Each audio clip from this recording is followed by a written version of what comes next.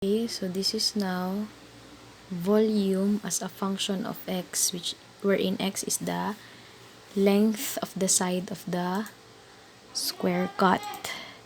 Okay, next question or the follow-up question is, what is the domain of the function obtained in part A? Okay,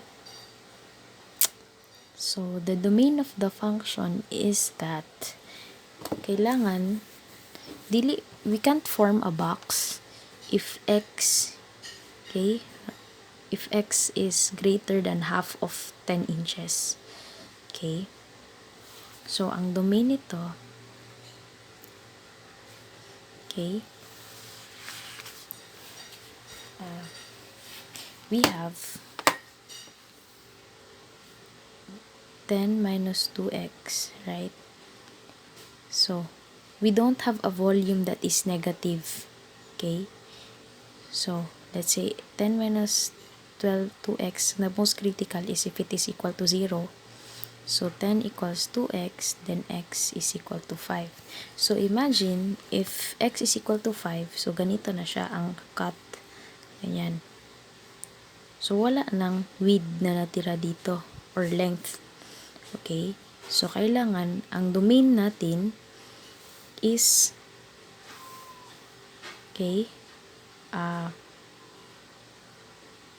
all real numbers less than 5 inches. Yan siya. Or x is less than 5 inches. So, yan ang ating domain. Next example. Okay. A rectangular garden. Okay. A rectangular garden is to be fenced off with 100 feet of fencing material. So, meron tayong rectangular garden. Okay, and then ito mismo ang fence dito sa labas. Fence or like harang. Okay, yan. So, may fence dyan around. And all of this, the entire length of the fence, okay, or that's the P perimeter of fence as given in the problem is all in all 100 feet. Okay, we are to find the mathematical model expressing the area of the garden. Okay, so we have area of the garden, okay, as a function of its length. So let's say for example, ito yung length ng garden and ito yung width. Okay, so we have to express area, okay, as a function of the length.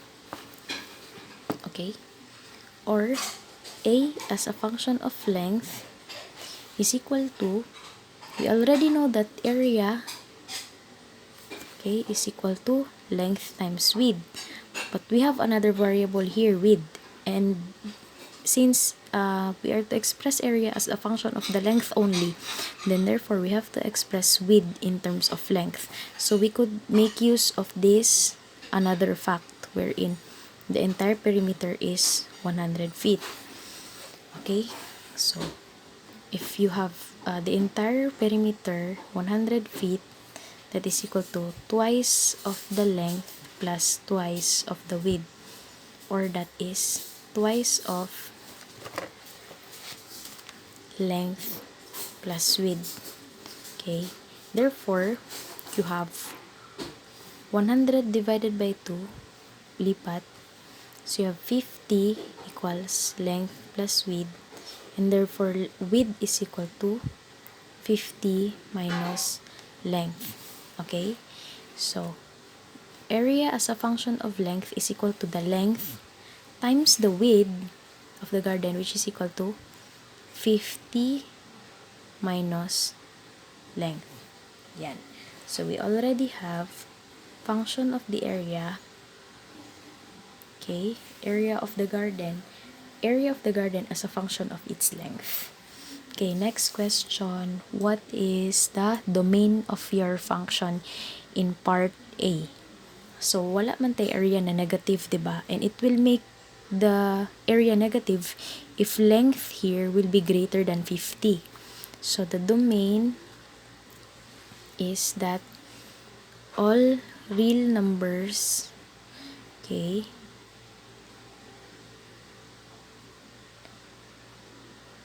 or we have L kasi length eh. The length or all real numbers, length is all real numbers less than 50 inches. Yan. So, this is the domain. Okay? Kasi wala man tayong area na negative. So, kailangan ang length is less than 50. Okay. We will now proceed to the last example. We have pa another question. So, third question is, what is the area enclosed by the fencing material if the length of the area?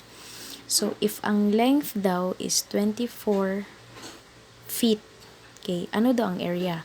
So, area, we will just simply use the function of area as a function of length. We have 24 times 50 minus 24. So, if we have 24 feet length of the garden, then the area will be 24 times 50 minus 24. So, we have 624. And since area man siya, that is inches squared.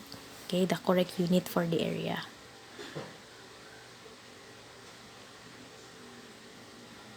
Sorry, inches. Feet pala. Sorry.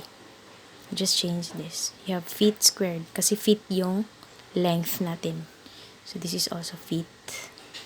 Okay, so all of the units of the length we used here is in feet, not in inches. Let me correct this one. Okay, we will proceed to the next example. We will first read the last example. Okay, a closed tin can of volume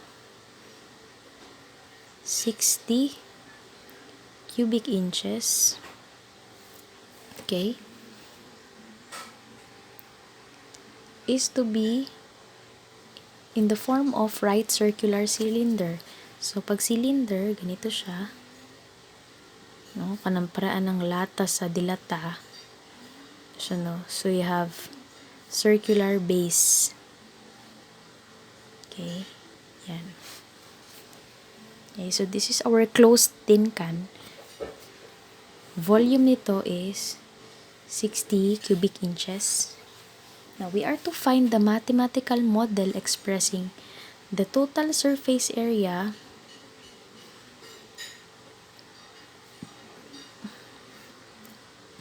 as a function of the base radius.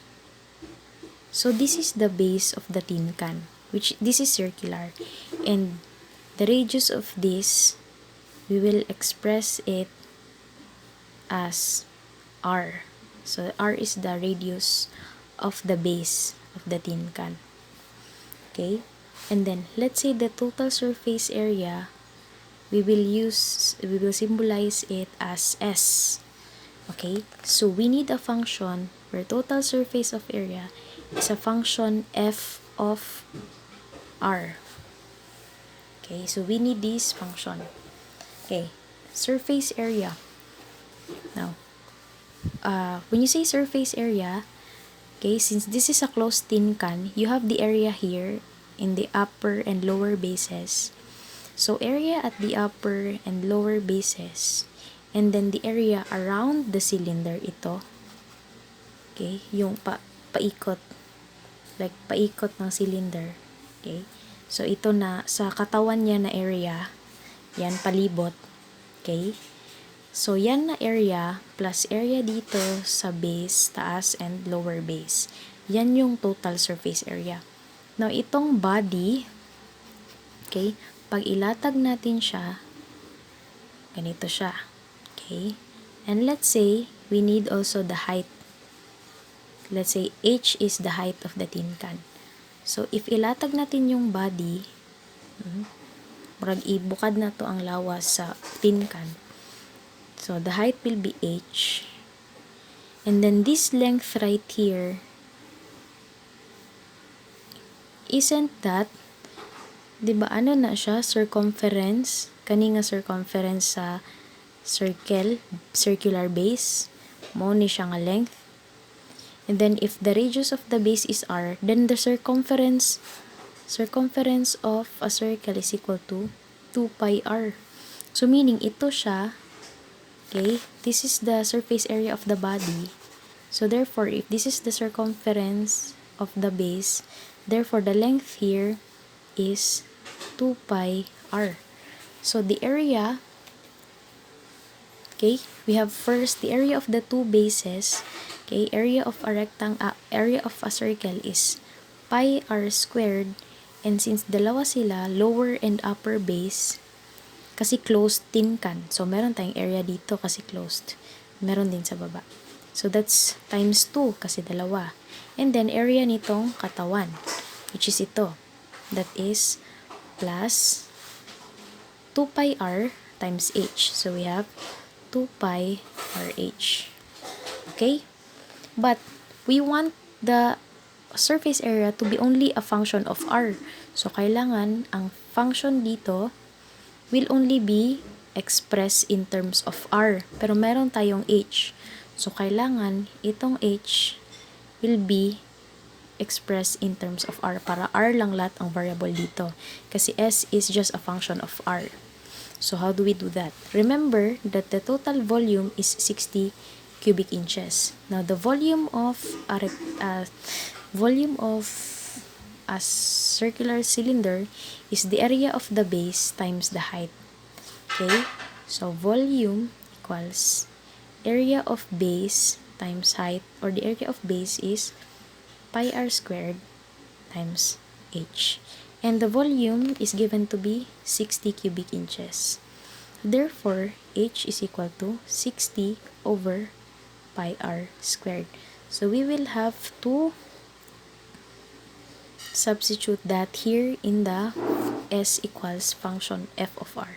So, s, we have the function s as a function of r, that is 2 pi r squared plus 2 pi r times h, which is 60 over pi r squared. Okay, so we could cancel 1 r here and then 1 r here. So, meron pa tayong isang r na natira sa denominator. Then, we could cancel pi with cancel pi. Okay, so we now have 2 pi r squared plus, anong natira? 2 times 60, that is 120.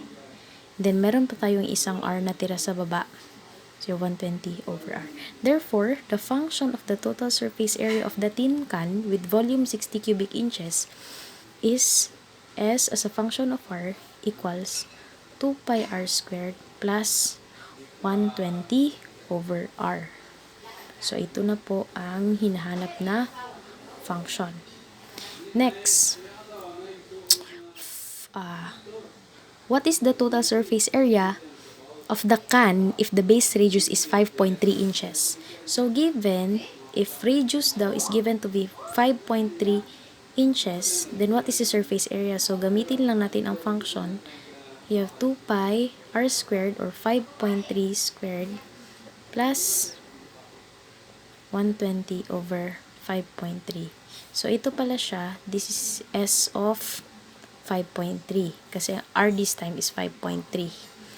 So, the surface area if the radius is 5.3 is you have 2 pi r squared or 5.3 squared plus 120 over r, which is 5.3. So, that is 199.14.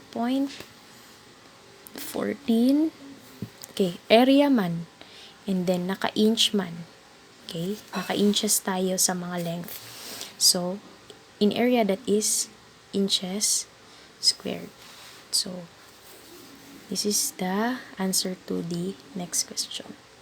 Okay, so that's how you do modeling functions.